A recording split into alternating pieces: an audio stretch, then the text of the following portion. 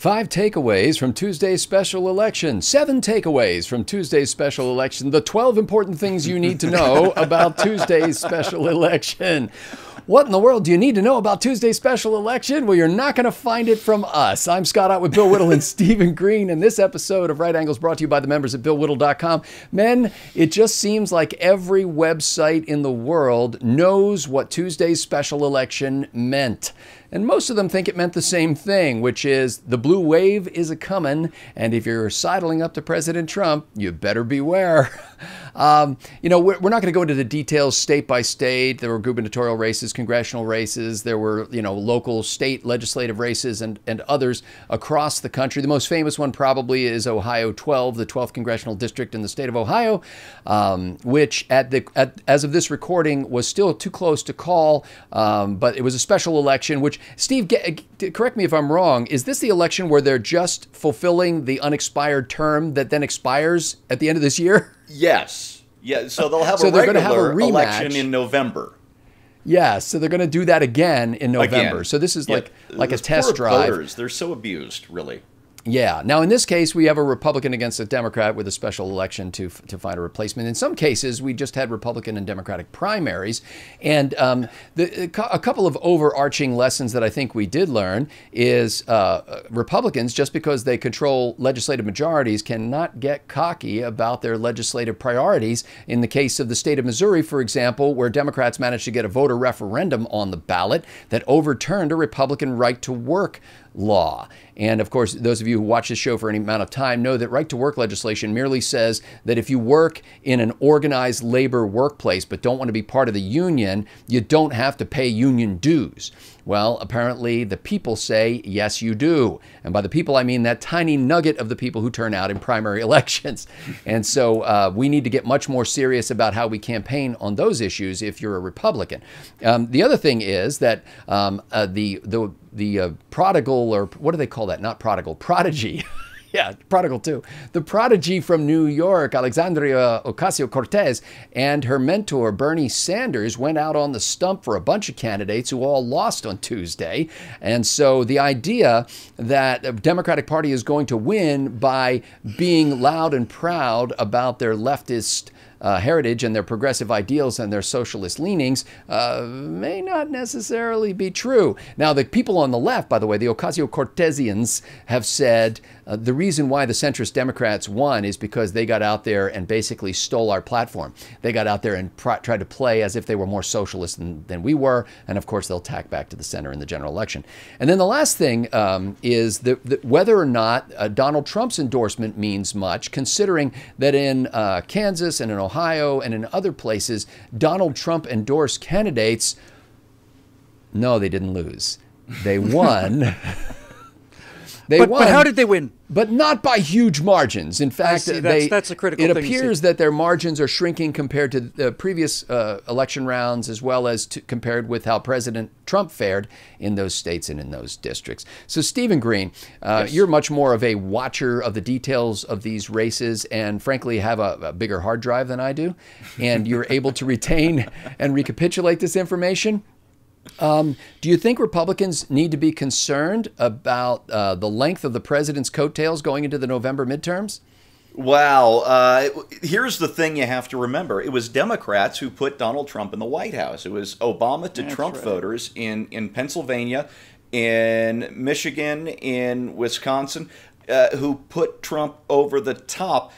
And without those Democratic voters, we would have President Clinton, and we'd all probably be re-educated right now in the Clinton gulag. More seriously, though, those voters are probably not going to vote Republican in a midterm election. That said, this is a really strange midterm. It's a really strange primary season, and I don't know how much we can read into it.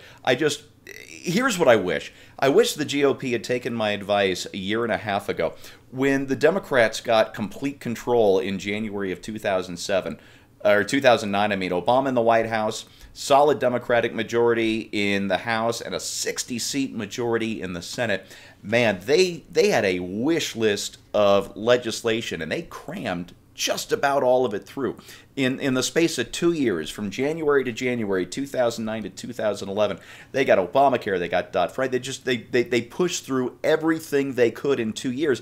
And the attitude among the leadership was, damn the consequences. We're going to get all this done in 2 years. Good luck to the Republicans trying to reverse it. And the Republicans have had very mixed luck trying to reverse it. And they told their underlings, just the Democratic rank and file, oh, don't you worry, Obama's personal popularity will get you reelected in 2010. And of course, they got wiped out in the House in 2010. But that wasn't the point. They were willing to push their own lemmings off the cliff to get that legislation done. And that's the attitude I think the GOP should have come in with You bet.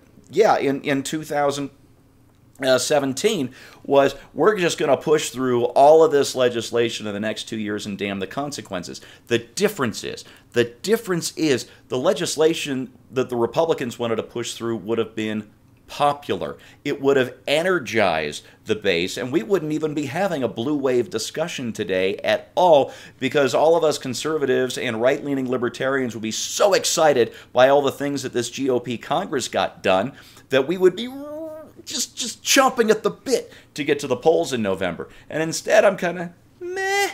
So my advice to the Republicans in the little time you have left between now and November, and this includes the August recess, is legislate like there's no tomorrow, because there just might not be.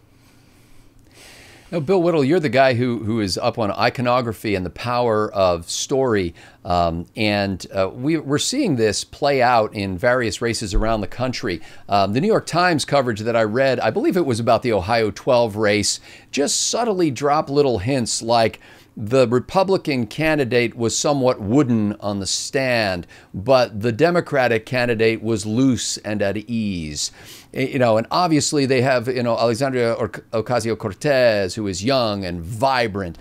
Here in my own Texas, your good buddy Ted Cruz is facing a threat from the left, and it's funny, all of the Democrat consultants and politicians around the country are basically saying that Robert Francis Beto O'Rourke, his challenger on the left, who's raising huge amounts of money and generating lots of enthusiasm, will do very well when he loses in November. And so, even the best prognosticators are saying he plans to lose. But the Democrats are playing a long game here, Bill. And I think that they are. I wonder how much of the results of Tuesday's special election, or even of these upcoming midterms, will be due to the fact that they understand the long game. And even if the candidates they actually nominate and eventually elect in Democrat-heavy districts are not necessarily Alexandria Ocasio-Cortez or Robert Francis Beto O'Rourke, that's the kind of party they are. And they're not going to mention the fact that if those people get in Congress, then they're going to re-elect as House Speaker Nancy Pelosi for her second century in the role.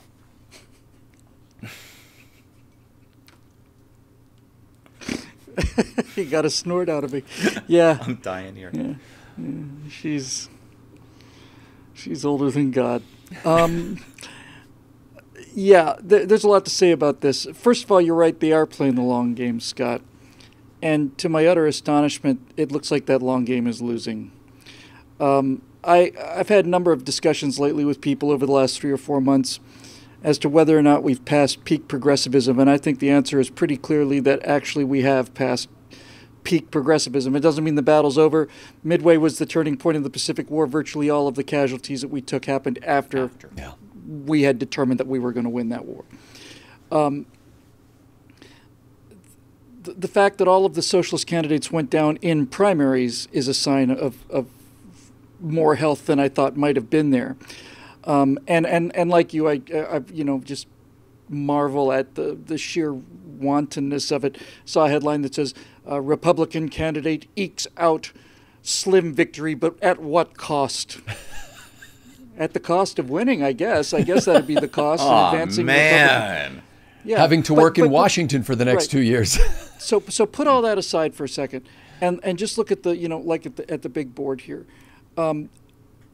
If the left wing of the Democratic Party was winning, then Cortez's candidates would have had at least some victories, and I think we are really, really reaching a major walk-away movement as that party goes further and further and further to the left. And as much as they try to demonize Donald Trump, as much as they try to do all of these things, I said and continue to maintain that Kanye West saying that Donald Trump was a swell guy was the most important thing that's happened in America since Donald Trump was elected. And the reason I say that is because when that happened, the support for Donald Trump among black males doubled in a week. It went from 11% to 22%. If it goes to 30%, or if it doubles among women, they're done. They're finished. They never Bill, win again. Let me interrupt you and throw this on to this too, because not only do you have the Conway Twitty, Kanye West. I confuse the two of them all the time. But you also have record low black unemployment, record low Hispanic unemployment. You interrupted me as I was getting to the point. That's exactly right. No, that's exactly right. And what I was trying to say here is demonize him all they want to, and President Obama can call Kanye West and tell him, hey, you can't say anything nice about Donald Trump anymore. But this walk-away movement is gaining some traction, and people on the left of you know, the fundamentally good people who call themselves Democrats are more and more looking out and saying, okay, so Antifa, which is burning down universities because they don't want to hear a gay man speak, that's my team. And these fascists that are beating up people and throwing water on them and just screaming and yelling at the top of their lungs like 4-year-olds, that's my team. And this assault of free speech and the idea that, you know, you're going to ban books and burn books electronically, that's my team. And all of this is starting to get to people, and I really think that they are not going to go along with it much longer. But the ultimate thing is what you were just alluding to. When it all comes down to it, you can talk about ideology, politics, messaging, all of it. If you are employed now when you weren't before, when Barack Obama, who was just, you know, every summer is going to be a recovery summer, ekes out a 1.2% economic growth, and we're told that this is a wonder. 4% economic growth, record low unemployment for blacks and Hispanics. I don't think that sort of thing is lost on the American people, no matter how hard the media tries to blow that horn of theirs.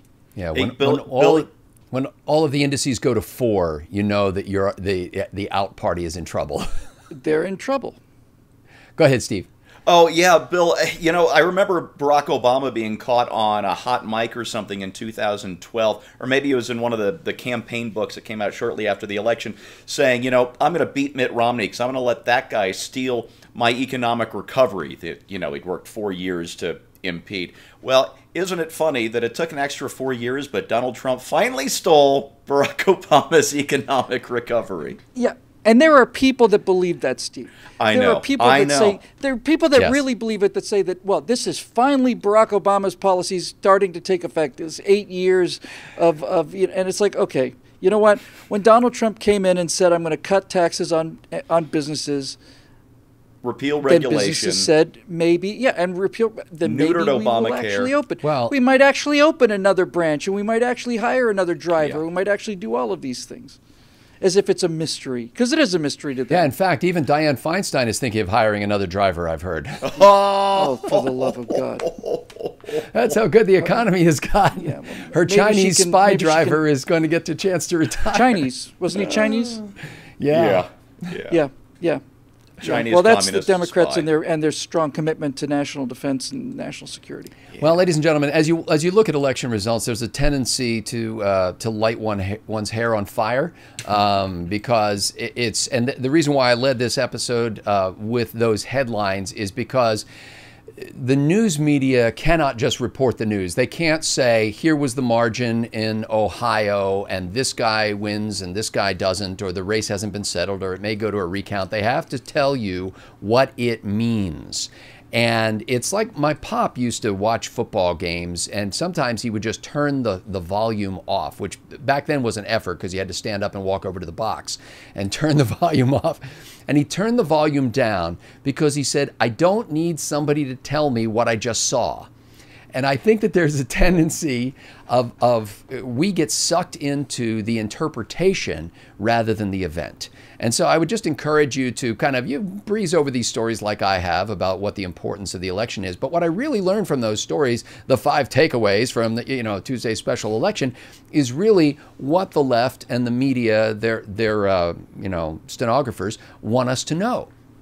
And so that's useful to me. It's not useful in terms of fact or even in terms of approach to the fall elections. What is useful in terms of the fall elections is turnout. It means actually showing up. And for those of you, and I was among them, who had trepidation about and continue, and maybe some of you continue to have concerns about the president himself, we're not talking about the president here. So whether he endorses a candidate or doesn't endorse a candidate, what we're talking about is the first opportunity in a long time to actually get Republican values and legislation and policy and nominees in place for the long haul.